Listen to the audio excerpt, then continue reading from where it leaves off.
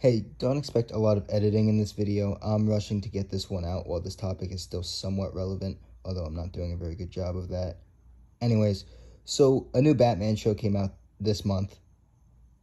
Well, at the time of me writing the script, it was this month. Now it's last month. And after 10 years of not having any animated shows, my GOAT is finally back, and I'm seeing lots of people really laying into it online. I haven't watched many reviews since I was still watching through the show, and I didn't want other people's thoughts on it to form my own opinion, and that's what this is, my opinion. I really just wanted to get my thoughts, my raw thoughts, out and onto the internet. I'm writing this not long after finishing the season, so my thoughts, they're right off the cuff. But I am human, and my opinions are subject to change when presented with new information.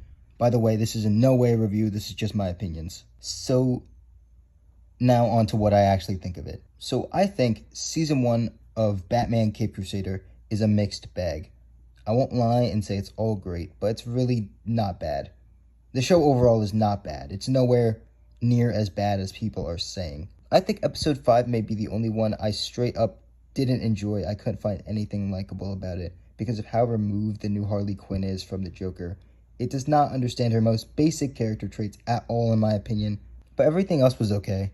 Decent to good episodes. Nocturne wasn't my favorite, but the last two I felt were really strong. I loved the whole subversion that the good side of Harvey is the scarred one. I loved his character in the end.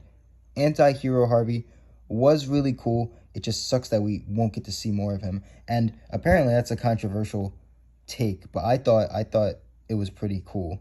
I mean, Batman has been adapted as a character so many times across so many different mediums, so I don't see Harvey being, all these characters, these villains being so different from their actual counterparts to be that much of a bad thing. I mean, I think it's good the show is trying to take things in a new direction. If you want just a straight up, Batman adaptation that's like, very comic accurate, just go watch Batman the Animated Series. This isn't that, and I can kind of respect that. People are calling the show woke, but I don't think it is that. It's just diverse. And it's important not to confuse the two. I could go off on my thoughts on race-swapping media, but I think so many people are just unfairly jumping to call the show woke just because it race-swaps the Gordons. And really, I don't think it's that big of an issue here.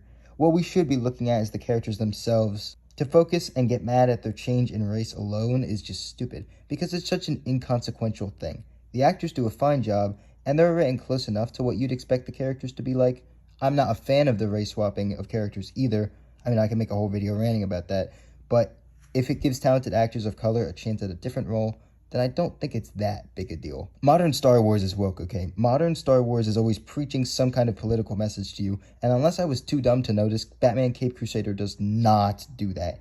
It's cool, escapist fun. It's Batman. It's not that deep. After 10 years, we finally got a new Batman show, and it just kind of sucks to see people being so harsh on it, because it has problems.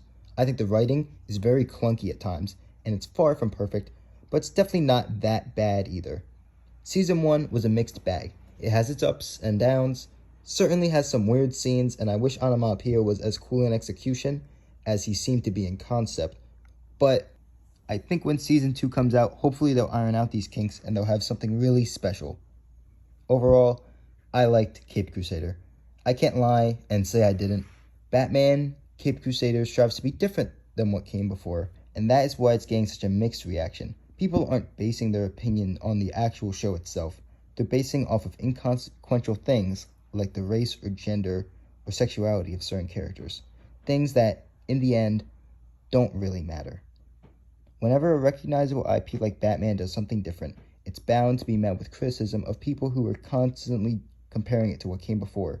But if you don't do that and just watch the first season, I think it's a pretty fun watch with lots of room to improve. It can't hold a candle to what came before, but that doesn't mean it's bad either. It's just okay. It's good. I give it like a 7 or 6 out of 10. It's an okay show with a strong finale, with room to improve, and I certainly hope it does.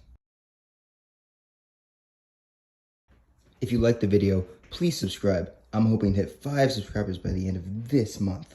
I know it's a pretty high goal, but I'm sure this is the month that we finally can do it.